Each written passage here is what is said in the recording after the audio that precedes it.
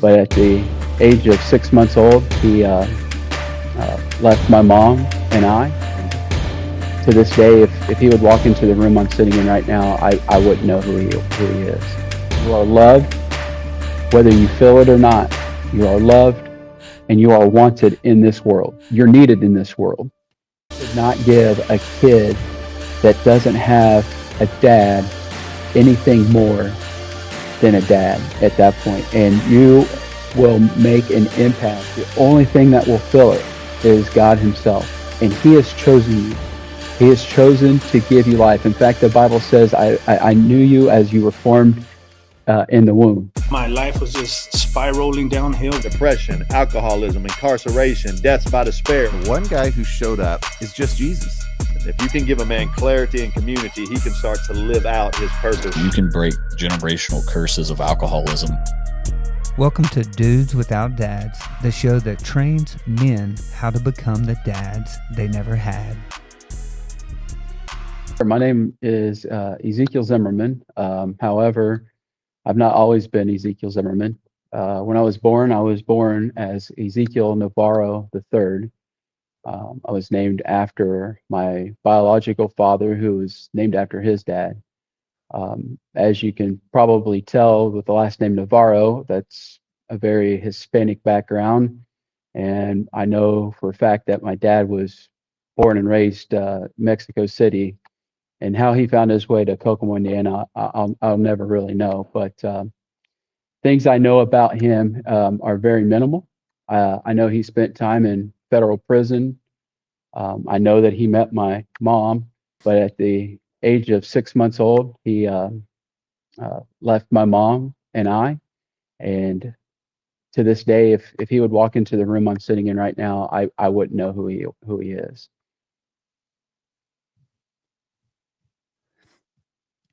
When you think back, how old would you say that you were when he left?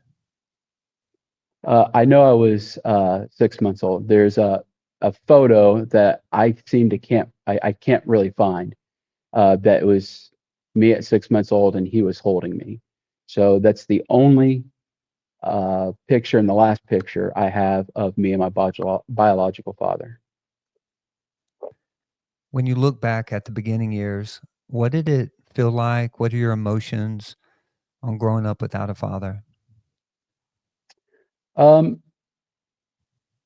Obviously that young, there's not a lot of memories that young. My earliest memories that I have is of my grandfather, my mom's dad, going fishing, him taking us fishing. But outside that, I had an older brother. He's 13 and a half years older than I am. And I didn't know that wasn't normal.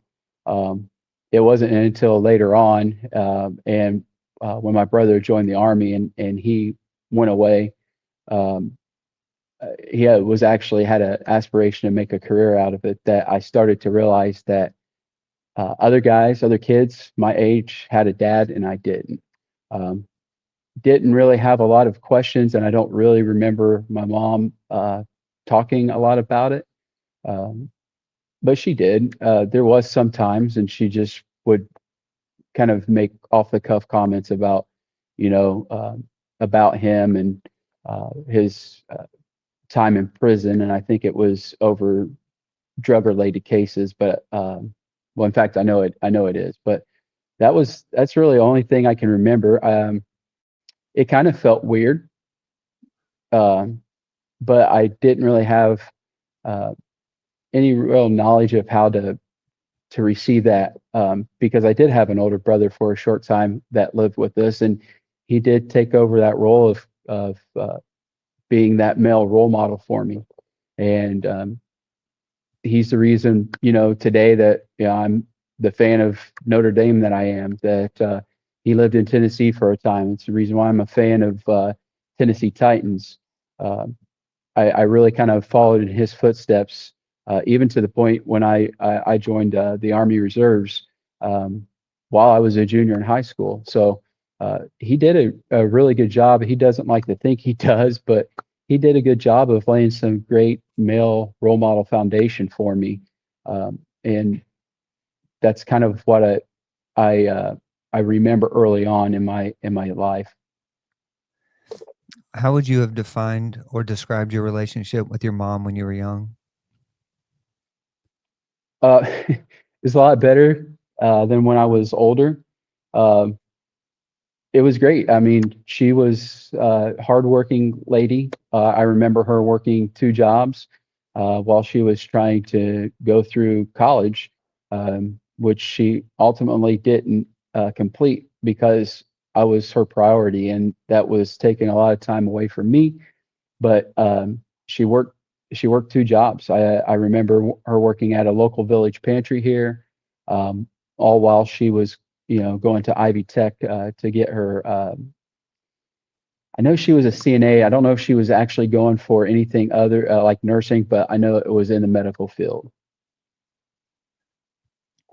How old were you when your brother ended up leaving for the military? Um, I bel I believe I was about 6, maybe 7-ish. So it was still kind of early. I remember him going away. He went to Fort Leonard Wood, Missouri for basic training. I remember um, I remember going with my mom and uh, John, who I'm sure we'll talk about my dad, um, going with them to watch him graduate from basic training. Remembered when he got married here locally, he asked me to be his ring bearer, um, and uh, it was early on, but I do remember those small things. The day he left, the tears that were shed because I didn't know anything other than what we as boys did is play army, and that you know you used your fake guns in the backyard to shoot your enemy dead. So uh, it was kind of that thought process of that I'd never see him again. But you know, he ultimately got me to understand that that wasn't always the case, and that he wasn't going to go to war right away, but that it was a possibility. Yeah, so your father left when you were super young, and then your brother ends up leaving when you're around 7, 8 years old. What and I'm assuming that's like losing your best friend, when Oh, you're young and your older brother that you're your buddy and yeah. also almost like a father figure. Um, when he left, what all changed for you? What were the dynamics? Oh man. Sometimes I felt like I didn't have that person to look up to. I lost my pro wrestling buddy. We watched a lot of pro wrestling together on Saturday mornings. Um, and you're right. I felt like I had lost like my best friend. Uh, I don't know that I really kind of acted out on that, but I'm sure I probably did. Knowing what I know today, I know that I'm probably uh, acted out on that. And uh, with such an age gap and him leaving early, it kind of made me feel as if I was the only child. And I know a lot of people kind of think the only child in the family is, or the only child that you're spoiled, and you're just, can be a brat at sometimes. And sometimes I did. I didn't know really how to share sometimes, what my toys or anything. But, um, I had a mom that, you know, was strict in putting those good things in my life, like learning how to share, learning about God, learning about um, your emotions and how not to act out. So, but yeah, it was tough. It really was. I'd be lying to say it wasn't. When you look back at that moment, can you recognize any pain, any addictions on how, anything that you tried to hide or cover up, or what kind of fruit did it produce? Can you recall any? Um, no addictions at that age, but I mean, yeah, I was kind of angry, angry at the army, angry real quick. Do you have a story of growing up without a dad, or you had a destructive or distracted father? If you think it would be of value to share your story on the Dudes Without Dads podcast, I want you to pause, go to the link inside the bio, and apply to speak on the Dudes Without Dads podcast. And then if you know somebody that would be an incredible guest, please share this show with them, because we can do more if we do it together. Now back to the show. Agree sometimes at the world, but my mom did have, and this is kind of also a great story at some point, but my mom had a really close friend who had a grandson that I grew up with. And so, I found a lot of times, uh, them getting together and letting us play in the backyard, putting towels around our neck and acting as if we're, Batman and Superman. And um, uh, that kind of filled that void pretty well. Uh, but other than that, I mean, just anger sometimes, misplaced, obviously. And at that age, you don't know anything else. Um, but my mom, she was really good at comforting me and just telling me that everything would be all right. And she let me feel my emotions too. She didn't try to correct me. And I think that kind of helps me with my emotions today. At that age, did you ever have any emotions or any thoughts that this is God's fault, or was there any anger towards God? I can't say that I had those type of emotions. Um, my mom was she ended up becoming Catholic, and her mom, my grandma, who was really truly a best friend of mine, she was Christian. And so as we were young, my mom gave my brother and I both the option: do we want to be raised in the Catholic Church, or if we wanted to be Christian? My brother chose the Catholic route, and I found myself over at my grandma and grandpa's house quite often. So I went to church with them on Sundays, and I just chose the Christian route. Um, and I I don't ever really recall that I felt angry towards God, but I had a lot of great input from my grandma, my grandpa before my grandpa passed away, which really he passed away sooner than all of this took place. And but he did. The memories I have of him are just phenomenal. And then my grandma's church, where I actually grew up and received Christ and was baptized. They did a great job of. I think they knew the situation I was in, and they just helped me just really learn about Jesus and what he meant. And I think with that foundation, I didn't find the anger in God in that. Was there a moment inside your life where a man came into your life?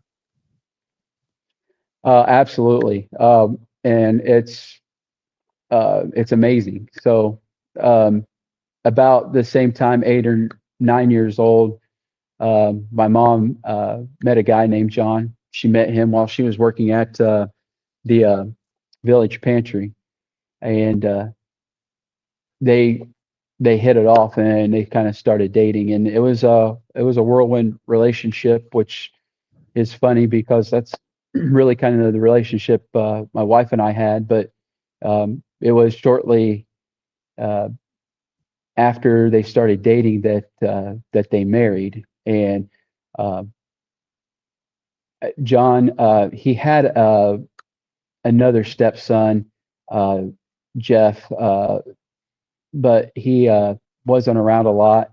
And the times he was, it just really wasn't great. And I don't really kind of want to get into that because I do have contact with him, and we are really trying to work on mending our relationship. But that was very rocky. But um, anyway, Jeff wasn't around, and he's not biologically John's son either. But uh, John couldn't have a kid, couldn't have children because he was in a very horrible automobile accident when he was in high school. And so when they got married, he just kind of took me in um, as his own. Um, he loved the fact that I was involved in baseball, football. Eventually, as I grew older, I got into wrestling, and he loved that. I mean, he had a son that he always wanted, and his son was active, and that led to the age of 9, April of would have been 88. So I would have actually been, well, no, it would have been April of 89. I was 9 years old, and we'll backtrack just a little bit. In late 88, I remember the conversation that came up of John adopting me. And it should be known that before this all took place, I had been calling John Dad for a long, long time, and he's what I knew as a father. And he did all the things that the stereotypical American dad did. We would be out in the yard, playing catch. Um, Found my wrestling buddy, and come to find out he really didn't like wrestling all that well. My pro wrestling, but anyway, so the conversation came up of him adopting me, and my mom and him asked if that would be okay, and uh, that the fact that would change me being Ezekiel Navarro the third to Ezekiel Zimmerman. And I was like, yeah, that sounds amazing.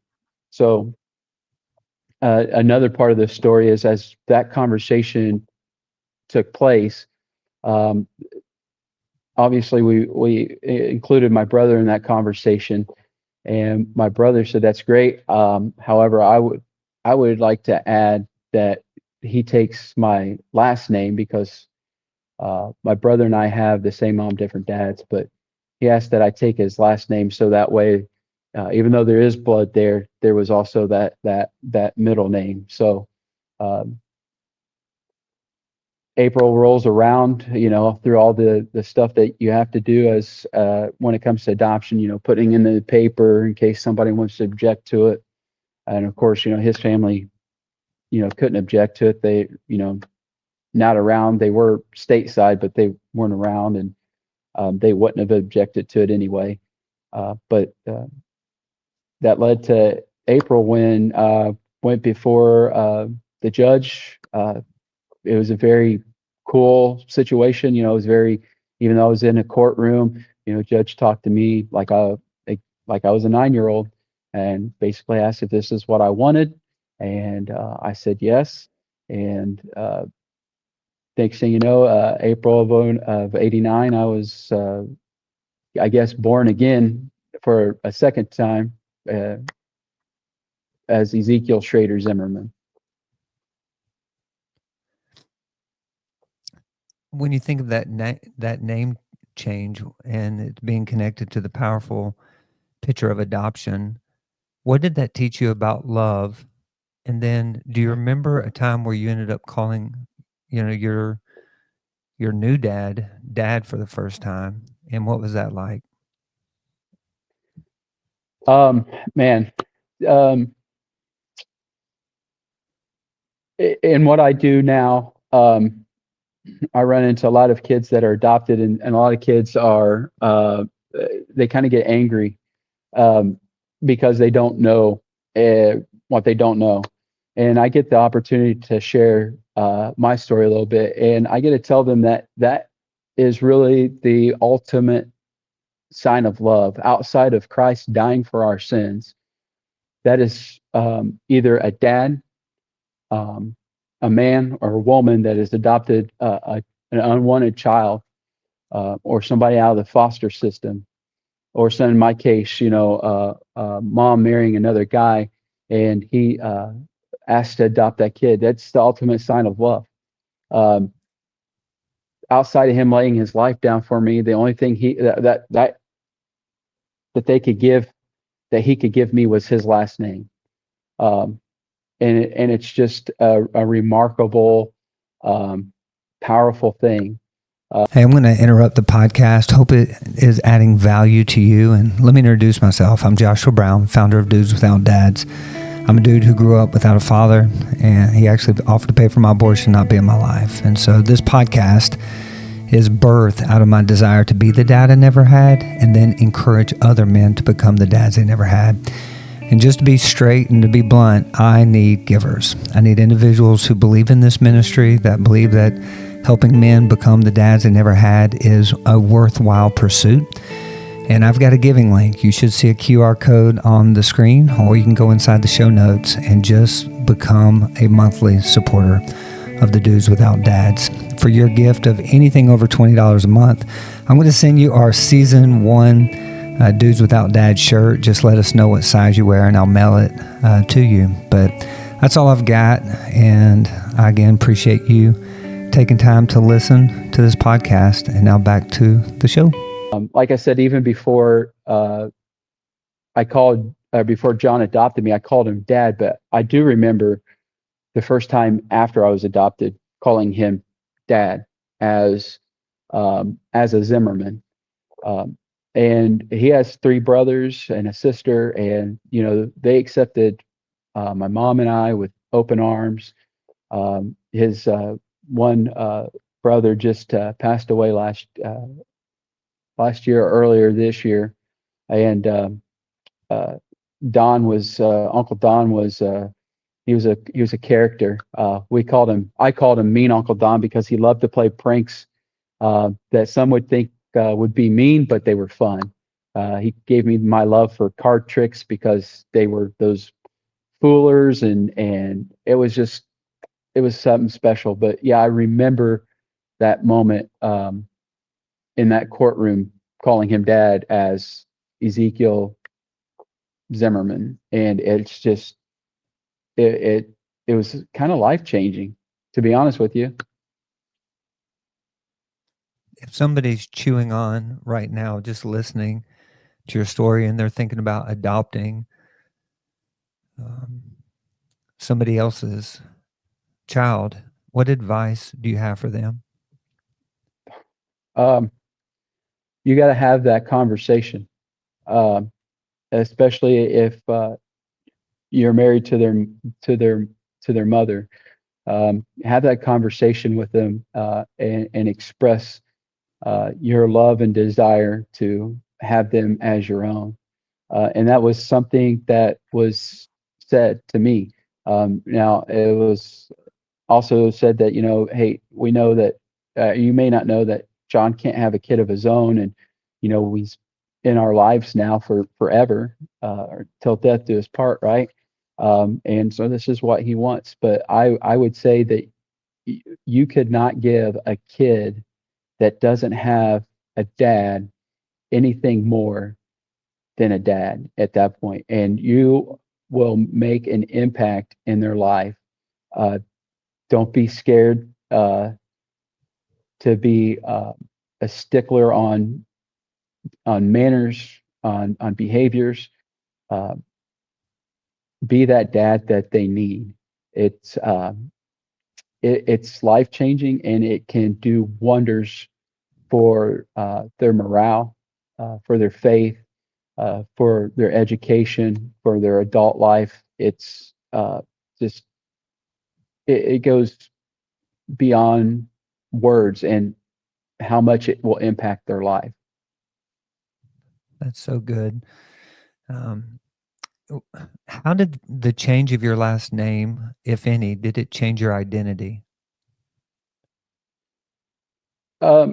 It really didn't change my identity. It just changed my name. I feel like I was always Ezekiel um, Ezekiel Zimmerman. The only thing is that because it's unique, that I'm half Hispanic and half Caucasian, that my mom wanted me to know my heritage, and I do recall having conversations with my biological father's sister down in Laredo, Texas, um, uh, and they were mad at him for what he did. But It even goes so much farther that there was always thought that my biological father was Aztec Indian, and so as I grew older and in my adult life, I did the that what is it 23andMe or whatever it is in DNA testing, and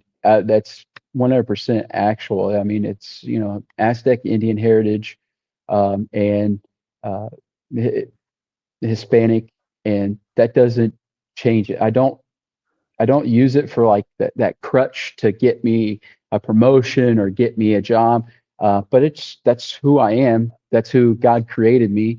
And that's exactly what I think took place. I know God created me for a purpose, and that's the heritage and the bloodline He gave me. But my identity uh, really never changed. The only thing that I think changed was I was like, okay, now I know for certain I have a dad. The word that comes to mind is the word chosen. Mm, There's so many that are walking around that haven't been adopted. And there's this emotion of nobody loves me, like I'm not chosen by anybody. What would you say to them? you're chosen, plain and simple. Um, if you're walking around and you're hearing this and you don't have Christ in your life, you don't know who Christ is, and you don't have God or don't know, just know you are chosen. You are chosen first and foremost by God Himself. Um, if you don't know about Him, uh, learn. Otherwise, you're going to fill a God-sized hole with earthly things that will fill that hole temporarily, whether it be drugs, alcohol, sex addiction, porn.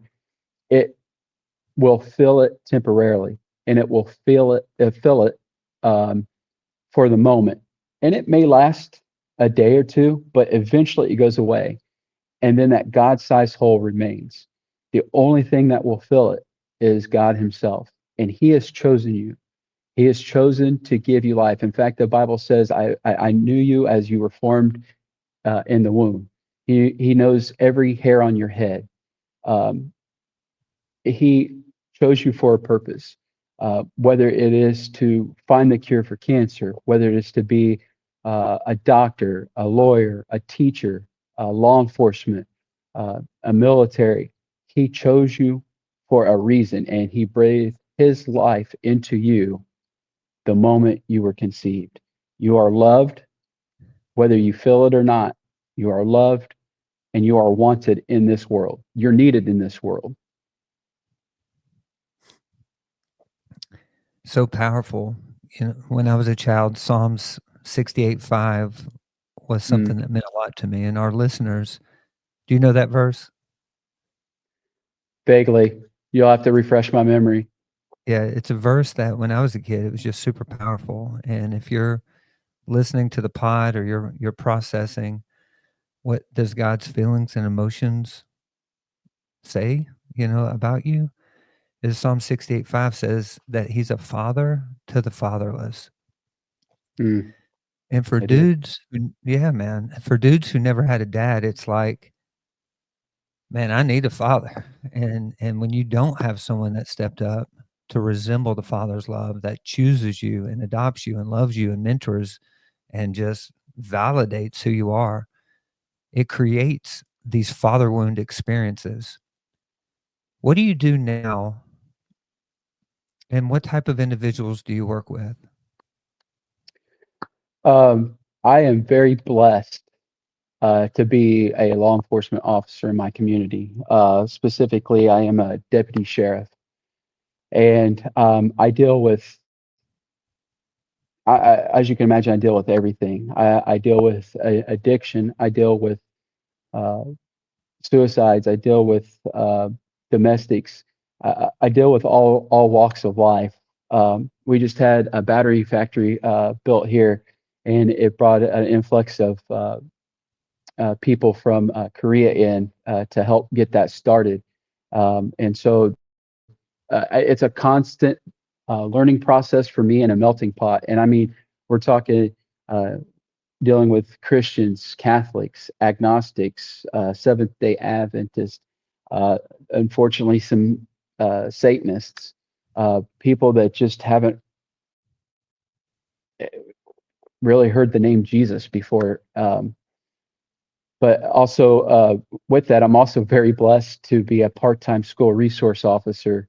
And you talk about just a rewarding job. I typically work in the elementary school at the school district I work for, the grades kindergarten through second grade. My daughter goes to this school, and it's just a rewarding job to hear, "Hey, Officer Easy," and out of nowhere, just getting blindsided by hugs, and even outside of school, seeing those kids, and then remembering seeing me in the hallways or me interacting with them, uh, and again, all walks of life in the school too. When you look through your career as an officer, there's stories of those who didn't turn out right. They ended up going directions that you would have advised them other ways. You love them, you try to encourage them. Can you think of one or two individuals that you loved, you tried to speak life into, or stories that you know of, and it ended up they didn't listen, or they ended up turning out in a way that's not the story we want anyone to go? Sure. Let me share that I didn't always want to be a law enforcement officer. When I got bit by the bug, I was actually touring Christian colleges with my pastor because I felt like I had a call in my life to go into the ministry. And uh, I remember in high school I did a ride along, and man, I was hit. I was like, man, this is what I want to do, but I was torn because I knew God wanted me to be in ministry. And I'll shorten it. I remember the day that I was in my car, and my radio had stopped playing, and I was just really at struggle with the fact that, man, I want to be a police officer, but I know I got to go into ministry. And so that my radio started going to static, and I decided, well, this is a great time to pray. And I know we should always, the Bible says we should always be in prayer, but this is where I really prayed. And it was at that moment that I heard that still small voice that said to me, like, I do want you to be in ministry. And people say, some people may say you don't have a conversation with God, but this was a conversation. And I said, what do you mean by this? How can I be a minister and be or how do you want me to be a minister when I have this struggle on my heart to be a cop? And I remember him saying, Easy, not all ministers are behind a pulpit. Not all ministers work in a church. I want you to be a minister in the place, in the trenches where it's needed the most. And I'm like, oh, okay. And he said, we're all called to ministry. If you're a believer and you accepted Christ, we're all ministers. The people we see on Sundays or we see on Wednesdays, those are our pastors. That's who feeds me and keeps me going through the week. But we are all ministers. And to that, I said, this is brilliant. This is awesome. I get to be a cop. And that goes to the fact that, when you're faithful to God, he gives you the desires of your heart. And it took a while to get to where I am today, but it eventually did. Now to answer your question, early on in my career, met this kid at our local YMCA every Wednesday. For someone who says you can't be a cop and a minister at the same time, what would you say to them? Oh, that's a bold-faced lie. It used to be in my profession years and years ago. You did not.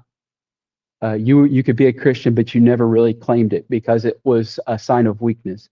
You may see your fellow brothers and sisters of the badge at church, but when that badge went on your chest, you didn't talk about it. It was a sign of weakness. And I will tell you right now, in the place in this community I am now, it is more of a badge of honor that a bunch of us claim to be Christians and police officers. And it absolutely changes how you interact and how you talk with people. And I cannot begin to describe the ways that opens up to be able to have that conversation. And I do have to be careful because you know, some people don't want me to jump right into that faith talk. But I'm telling you, those doors and those windows get open really, really quickly. And I always ask because I don't want to push it off on them because we are in a society that is very sue happy, and I don't want to put my family in that mess. But I asked them, I said, I can give you an answer, but you may not like it and you may not want to hear about it. And that's fine. All you got to do is tell me to keep quiet. I don't want to hear about it, but I can give you the answer. And it's not because I know the answer, it's because I know who does have the answer. And, but yeah, it's a crock of, what to say that. To the point that my sergeant on my shift is a pastor, not just a minister, but he's also a pastor. And my sheriff is a very Christian man who serves in our local banquet community. And that just feeds me so much to know that I work for and with men of faith. So powerful. Can you give me examples of how you use your platform as ministry? Yeah, absolutely. I have. I want to tell this story because it's so impactful. Our department really don't have a lot of calls for service, and because of that, we obviously have things to do, and in that is warrant service. And so, I remember one specific day that I got found a warrant that I said, "Hey, this needs to be served," and I rallied the troops. And it was a female, and I can tell this story because she has told me I could, and we have a great relationship. She goes to my church. She knows my wife really well, and we'll get into that. But anyway, I go to serve this warrant. Knock on the door, say, "Hey, I'd like to speak to so and so," and they let me in. And I go in, and you can tell that this lady is in the midst of an addiction. She's currently high, and I just have this conversation, very, very cordial, very soft conversation. Hey, you have a warrant, and we need to take care of this. Her kids were present, and something I don't like to do as a cop is to arrest a parent in front of their kids. And I told her, I said, "Hey, as long as you cooperate with me, we'll let you say goodbye to your kids, or give them hugs and kisses, and we'll step outside and we'll handle our business." What I don't know is at this point in time, and I just learned it just maybe a year ago, is the whole time I'm there, she is trying to figure out how she can attack me. She wanted to fight, and her last name in this community is very synonymous. Her brothers are known to be fighters and resistors of law enforcement. So I don't know any of this going on. And needless to say, that never takes place. And to her credit, I talked to her when she tells me this. She says, like, I watched you walk up, and I knew. I told all my family the whole entire time, the cop that comes to serve this warrant, I knew I had a warrant. The cop that comes to serve it, I'm fighting him. She goes, I saw you walk up, and I knew today was the day. And I said, okay. Now, mind you, at the time I'm serving this warrant, I don't know any of this. But I asked her when she told me this, and she shared this with me. I said, what kept you from doing that? And she goes, I had made a decision You were looking at my kids. You were looking at my mom. The next time you looked away from me, I was just gonna lambaste you. Okay. And she goes, and you did. And she goes, and it was at that moment, like the dope wore off of me. And I had this thought, or this thought was laid on me, that this isn't the guy. This isn't what I should be doing.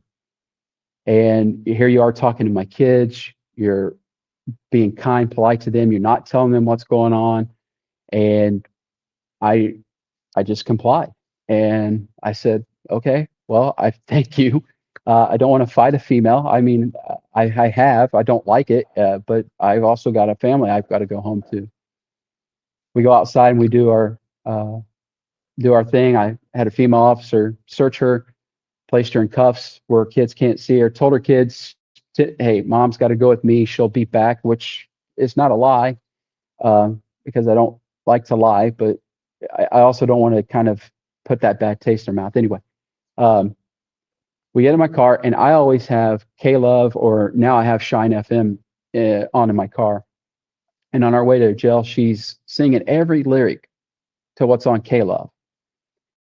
And it's not just like, hey, I just happen to know these lyrics. You can tell there's like some passion behind it. And I just asked her, I said, ma'am, I'm not trying to be judgmental. I'm just curious as to, if you know these songs, know these lyrics, why are you in the position that you're in today? And she goes, my sister-in-law, she's a devout Christian, and anytime I go visit her, she's got these on. I just happen to know these lyrics. And I said, okay. And it was a short trip, so I didn't get a chance to go much into it. Fast forward, she tells me while she's in jail, she's talking to that very sister-in-law and saying, hey, I'm going through faith-based counseling. I'm going to chapel. I'm going to I'm just really trying to do what's right. And the sister-in-law says, let me ask you a question. If you know this is the right thing to do, why are you in the position you're in? And for her to tell the story, she goes, I got angry. She got so mad at her. And she asked me, why are you so angry at me? And she goes, well, the cop asked me the same thing, the exact same thing. She goes, her sister-in-law says, maybe that's a sign. So this lady gets out of jail. She goes through the great banquet here. It's a 72-hour retreat. They have men's and women's, where you just hear people's testimony on what God's done in their life. She goes through that. She gives her life 100% to Christ. She goes, I'm done with addiction. I'm getting rid of the meth. I'm getting rid of everything. I've got to get my kids back. And this is where it's at. She comes out of that weekend, and then the last Tuesday of every month, we have what's called the gathering of that great banquet community. And she was walking out, and she says, she was in tears. She needed a job, and she's just praying. And out of nowhere, this lady comes over to her and says, hey, God just put you on my heart that I need to come talk to you. And what can I do for you? And she goes, well, unless you have a job, that's really what I need. And this lady goes, I do, and you're hired. And she goes, what? She goes, when can you start? And she goes, I mean, I could start tomorrow, but I really need to get some affairs in order. And the lady says, fine. Next Monday, my office, be there. And to this day, she still has gainful employment there. She has worked her way up to supervision. I don't know any of this, obviously, and then we actually reconnect on a different call. And as you know, an officer standing there taking notes, and I keep kind of looking at her like I know who this is. And so a moment comes where it's just her and I in the room, and she goes, hey, Officer Easy, you know who I am. And I said, oh, really? And she gives me her name, and my jaw hits the floor. And I said, you've got to be kidding me. She goes, no. And I just want to say thank you. And I said, okay, for what? She goes, for asking me the question that you asked me in the car. And I mean, I asked a lot of people that's in my car a ton of questions. And I asked her, and she remembers to that day. And now that she's told me, I will never forget it. Well, fast forward, I lose contact. And one day I'm walking through church with my wife, and I had just got done talking to Pastor Travis, and I hear easy, and I get blindsided by a hug, and it's this lady, and I'm so overjoyed, and I'm hugging her back, and kind of forget temporarily, like my wife's there until I catch her out of the glimpse of my eye, and she's kind of like, "What's this weird woman that's about our age hugging my husband?" And then it dawns on me, and I introduce them, and I tell Brooke, that I arrested this lady, and she begins to tell Brooke, like, "Hey, who Brooke's my wife." Uh, she goes, "I just want to say thank you for your husband. Thank you for what you've done, because if it wasn't for him, I don't think I would be where I am today."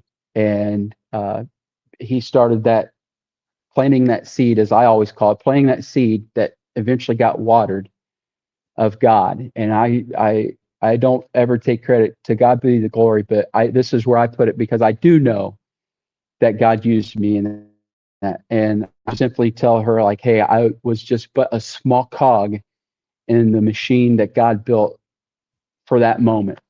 To this day, her kids come up to me at church, give me hugs. They know 100%. She said, "I had to be honest with them about what took place. They know what you did." And they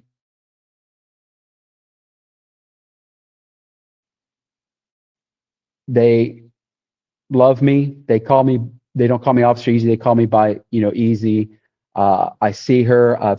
We've gone to, they had a faith-based or faith family fun night at a local semi-pro baseball game. My wife and I and my daughter went, and unbeknownst to us, this lady went, and she ended up sitting right behind us, and she fills Brooke in on the bigger story. And that's where I learned that she was going to attack me that night. Um, so with that being said, tell me God's not real. God can work a miracle in somebody in the midst of an addiction's life, but then use somebody like me. And I'm thankful. I'm humbled. I'm honored um, to really have a ministry that has that. And I will tell you, Joshua, right now, if my career would come to an end tomorrow,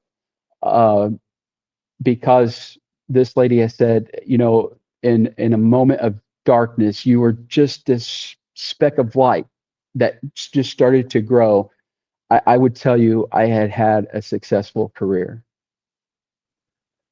So powerful. So powerful. Officer Easy, I want you to imagine that you are speaking to every single officer in America, and you are going to commission them with a challenge. What would you want to speak inside their lives? I know that a vast majority of you have not uh, accepted Christ into your life. And with that comes a lot of different things, addictions to nicotine, alcohol, sex. Um, and all it does is it sullies who you are as a law enforcement officer. Many years ago, I had somebody tell me that you need to remember two names that you wear on your uniform: the one that's on your pin that says your name, and the one that's on your patch that says who you work for. And with that, you have to represent both of them with the utmost dignity, because if you don't, you sully both of them. So I would tell you this.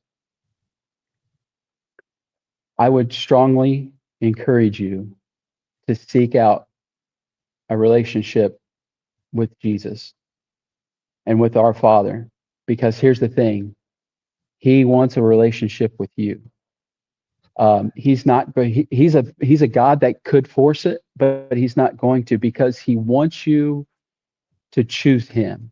Just like I chose my wife, I wouldn't, and she chose me. I would not, if I had the power to make her love me. That's not real love. That's not anything but I just made somebody love me. I wanted her to choose me, and she did.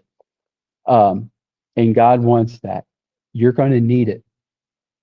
We see things that most human beings aren't ever made to see. We are cut from a bit of a different cloth, but we're no better than the people we serve. We're no better than the sinner that that Christ met at the well. We are all the same. But with Christ and with God in your life, you can overcome those images that haunt us to this day. You have an outlet in prayer, an outlet in His Word, an outlet in your church family. And you will be surprised who you will find in your church that you can talk to, that can understand what we are going through. My pastors are the same way. They deal with so many of the same people get called to the scenes because they are a pastor of somebody, who selfishly took their own life, and they see that too. But they can help you and guide you through studying His Word and just being that ear to listen to. If there are any officers out there right now that would happen to hear this, and you seek and you want to seek a relationship with Jesus Christ and His Father, you can reach out to me. I'm not hard to find. If you Google search Ezekiel Zimmerman, you're going to come across a Facebook page that is my ambassador page. I'm an ambassador for the National Law Enforcement Officer Memorial to the state of Indiana. And I created that page just so other officers can reach out to me because we do, as ambassadors, we do have access to mental health things for us. But reach out to me on that page, and I would be so humbled and honored to talk to you about my faith, give you my story, walk you through what it's like, help you to find a church in your area. And if through that God uses me to lead you to Him, I would be honored to have that prayer with you, and help you accept Christ into your life, and then go from there. I am here for anybody in this profession. And I've sullied it myself, and I'm not proud of it, but that's part of my testimony. I'm here for anybody in this profession that needs an ear to listen. And I'm also here for anybody that wants to seek out a relationship with Christ Himself. I challenge you and I charge you, just give a couple weeks to a church in your community, and you may have to bounce around to find one that maybe fits you, but find that church. Seek Him out. Open the Bible. Find somebody that gives you verses, because I'm going to tell you right now, you're going to read a verse and you're going to have to look into some contextual stuff. But you read that verse now versus 5 years from now, and you'll garner something different because you're in a different season in your life. And that's what I love about this word. That's why I believe, my personal belief, why that's called the living word, is because it means something now, but it also is going to mean something different 5 years from now. Bro, that was so good. Let me add you, if you don't mind, let me also add to this. I want to share with you what I have adopted as my life verse. And a lot of people use this verse, but there's so many things in it that I love about it, and the promises that are given to us through it. And it's Jeremiah 29:11-13. And I'm going to read it because I don't want to do it disjustice. And in that it says, "For I know the thoughts that I think toward you, says the Lord. So Thoughts good. of peace and not of evil, to give you a future and a hope. Then you will call upon me, and I will listen to you. And you will seek me, and you will find me when you search for me with all your heart. All these promises in this that he's given to us, a promise of peace and a future of hope. And the only thing that he's asked us to do in this and all this stuff that he's going to give us is just to seek him with your whole heart. I'm telling you, that has resonated with me so much that I've accepted that as my life verse.